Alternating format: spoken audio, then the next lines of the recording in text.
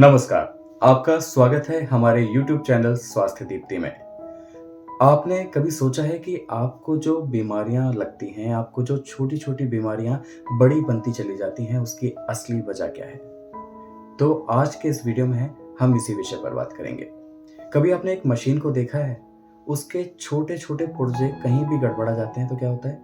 दिक्कतें बननी शुरू हो जाती हैं। यानी कि पूरी जो मशीनरी होती है, उसका पूरा स्ट्रक्चर खराब हो जाता है।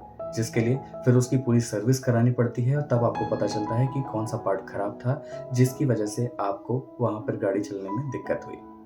यही सेम कंडीशन है, यही सेम स्थिति है हमारे शरीर की। यानी कि हमारी जो ह्यूमन बॉडी है, हमारा जो मैकेनिज़्म है, ये भी एक मशीन की तरह ही काम करती है। मान लीजिए अगर आपके शरीर में छोटी-सी दिक्कत हुई, तो वो क्या करती है? पूरे सिस्टम को हिला के रख देती है। अब वो छोटी-छोटी दिक्कतें बड़ी बनती चली जाती हैं, जिसको हम अक्सर करके नज़रअंदाज कर देते हैं। लेकिन कभी आपने सोचा है ये छोटी-छोटी दिक्कतें आखिर आपको हुई क्यों? तो आज के इस वीडियो में हम इसी विषय पर आपसे बात करने वाले हैं, तो इसके लिए आपको क्या करना है? इसके लिए आपको मेरे साथ बने रहना है और वीडियो को एंड तक देखना है। तो जब शरीर में छोटी-सी दिक्कत होती है, तो वो दिक्कत पता है कहाँ से शुरू होती है? वो दिक्कत शुरू होती है आपके एब्डोमेन एरिया से, यानी कि आपके पेट से। कहते भी है ना, अगर खाने की बात होती है, तो अगर किसी के दिल तक पहुँचना हो, तो उसका रास्ता कहाँ से जाता है? आपके पेट से। इसी तरह से अगर आपकी बीमारियों का आप जो ग्राफ बना रहे हैं, बीमारियाँ आपकी जो घर कर रही हैं, उसका रास्ता कहाँ से जाता है? उसका रास्ता भी आपके पेट से होकर गुज़रता है। तो अपने पेट को दुरुस्त रखना, उसको बेहतर करना उतना ही ज़रूरी है, अगर आप अपनी बीमारियों से बचना चाहते हैं, अगर उससे आप निजात चाहते हैं। अब सबसे बड़ी दिक्कत जो अमूमन हम देखते हैं, वो होती है कॉन्स्टिपेशन की, कब्ज़ की ये दिक्कतें। क्या होता है? अक्सर करके लोगों को स्टूल पास करने में दिक्कत आती है, मोशंस उनके क्लियर नहीं होते, उनको गैस्ट्रिक ट्रबल्स रहते हैं। आए दिन लोग उबकाइयाँ लेते हैं, डकारें लेते हैं, खट्टी डकारें लेते हैं और इस तरह की चीज़ें उनके साथ हर व्यक्ति को अक्सर करके देखने को मिलती है। तो करते क्या है हम लोग कि गैस्ट्रिक के लिए हमने कोई टैबलेट ले ली या फिर हमने कोई चूरन ले लिया, इस तरह के हम सप्लीमेंट्स को ले लेते हैं और उसके बाद हम सोचते हैं कि अभी ये रिलीफ हो गया हल्का-सा, चलो काम बन गया। लेकिन होता ऐसा नहीं है। अगर आपको टेम्परेरी अगर रिलीफ चाहिए, तो ये सारी चीज़ें आपके लिए काम कर रही हैं। आपको उस समय उससे फ्री कर दिया, आप ठीक हो गए।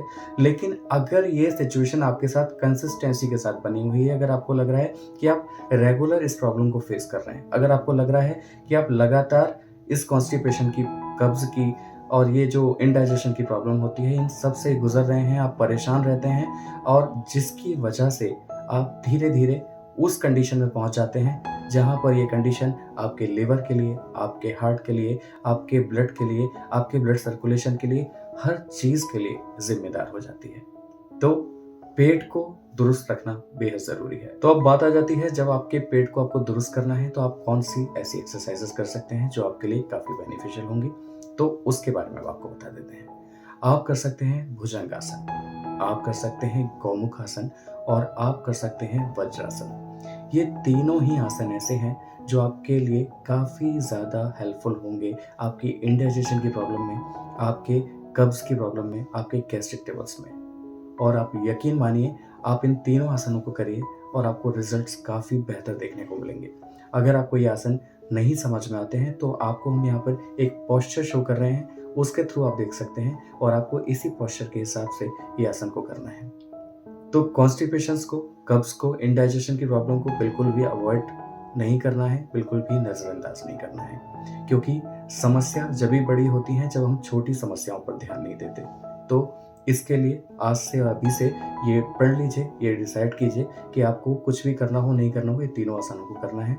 अगर आप ये सारी परेशानियाँ झेल रहे हैं, आपको पेट की खराबी है, तो इसको आपको करना ही करना है। अब बात कर लेते हैं कि आप डाइट में क्या ले रहे हैं, क्योंकि जहाँ पर हम बात करते हैं एक्सरसाइजेस की, हमने बात कर ली, जहाँ पर हमने रोगों की बात कर ली, तो निदान के लिए आपके लिए डाइट का होना भी बेहद ज़रूरी है कि आप किस तरह की डाइट लेते हैं। आप फास्ट फूड, जंक फूड का सेवन तो नहीं कर रहे हैं, आप बहुत ज़्यादा ऑयली फूड तो नहीं खा रहे हैं, आप मैदा से बनी चीज़ें तो नहीं खा रहे हैं, आप बहुत ज़्यादा नॉन-वेज का सेवन तो नहीं कर रहे हैं।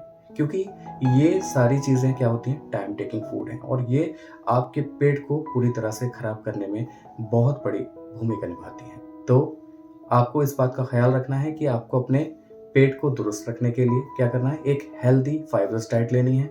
आप मोटे अनाज का सेवन कीजिए, आप दलिया खाइए, आप दालें खाइए, आप चावल खाइए, आप फलों का सेवन कीजिए और सबसे बेहतर चीज़ होती है ग्रीन लीफी वेजीज़। हरी पत्तेदार सब्जियाँ जितनी भी आप खाते हैं, वो आपके लिए काफ़ी ज़्यादा मुफ़ीद होंगी, ख़ासकर आपके पेट के लिहाज़ से। तो जितना भी जंक फूड, फ़ास्ट फूड आप खाते हैं, इसका सेवन बिल्कुल बंद कर दीजिए और फाइबरस डाइट लीजिए और उसके बाद आप मुझे कमेंट बॉक्स के ज़रिए बताइएगा, जब आप इस चीज़ को अप्लाई करना शुरू कर दें, कि आपको इससे कितना बेहतर रिज़ल्ट मिलना शुरू हुआ। तो आज के वीडियो में बस इतना ही। मुझे उम्मीद है आज का ये वीडियो, आज की इन्फॉर्मेशन आपको पसंद आई होगी। अगर आपको ये इन्फॉर्मेशन पसंद आई हो तो आप हमें लाइक, शेयर, सब्सक्राइब, कमेंट करना ना भूलिएगा। अगले वीडियो में आपसे फिर होगी मुलाकात, तब तक के लिए नमस्कार।